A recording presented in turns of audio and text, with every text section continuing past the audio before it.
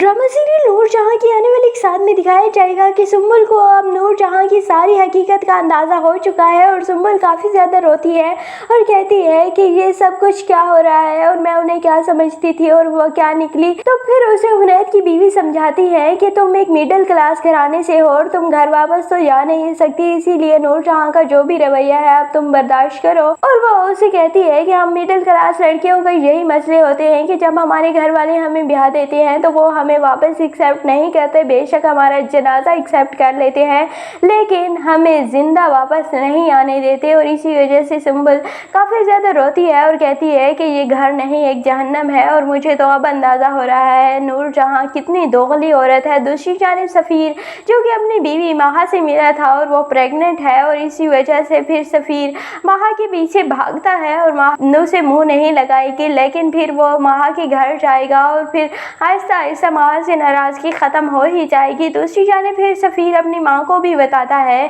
कि माहा से मेरी मुलाकात हुई थी और माहा प्रेग्नेंट है। तो फिर नूरजहां तो काफ़ी खुश हो जाएगी और कहेगी कि हो सकता है कि सफ़ीर के यहाँ बेटा हो और होगा भी बेटा ही। और इस वजह से फिर नूरजहां सफ़ीर से कहेंगी कि तुम माहा को घर लेकर आओ और इस तरह माहा घर आ जाएगी तो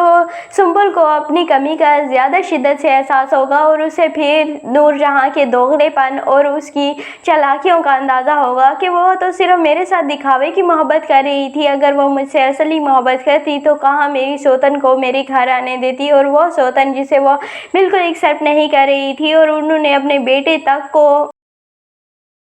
मार दिया था इस फैसले की वजह से, लेकिन अब वो उसी बहू को मनाकर घर लेकर आएंगी और उसके खूब आओ भगत की जाएगी सिर्फ और सिर्फ बेटे की वजह से।